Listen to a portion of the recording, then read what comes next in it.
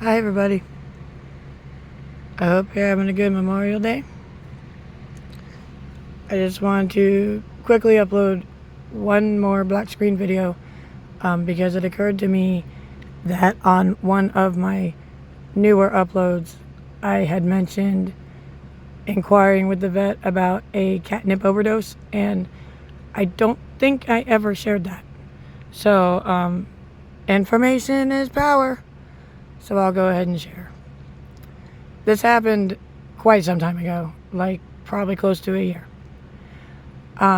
Again, cat information.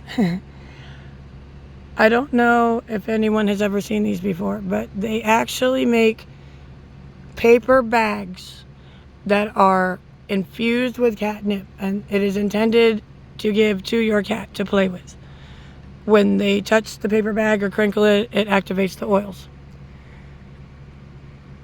I don't want to say I made a mistake. I just was ignorant, and basically this is what happened. Those paper bags, they're real cheap. You get them at Walmart. I think they're like $2 in a package. I think they're just called catnip bags. But what they are is just a regular paper bag, but is printed like for cats and, cute stuff. And it's got the catnip infusion, like I said. It's a regular size paper bag, like what you would get at the grocery store if you opted for paper bags. It's about that size. It is 100% safe for your animal. However, my son has no self-control. And one day I had bought one of these bags and I set it down for him, and he just absolutely loves them. But I left it for him and he kept playing with it, so I left it alone. Eventually, he started acting weird, and he eventually fell asleep inside the bag. I had suspicions, so I did what I always do. I called my veterinarian. I asked her if it was possible for a cat to overdose on catnip. Not necessarily fatally, but is there a point where it is too much? She asked me how he got into it. Did he actually eat it? Because they can, it's safe. But she wanted to know if he actually ingested it or just kind of, got the scent like off of a toy. Apparently this makes a difference. And I said, no, I don't think he ate any, because he's in this bag. And I kind of explained to her what the paper bag was. She told me that she actually had no idea if it is possible for a catnip overdose. Now, she did tell me to make sure from now on not to leave the paper bag available for him to play with for too long. Don't leave him unsupervised, and make sure you pick it up after a while. Don't leave it on the floor all the time or whatever. He ended up being okay, obviously. But what ended up happening was she told me she wasn't sure, which I'm not going to lie, made me a little nervous because she's really good. But she told me to take the bag away. Don't let him play with it unsupervised. And if he's still not right in the next day or so, bring him in and she'll see what's going on.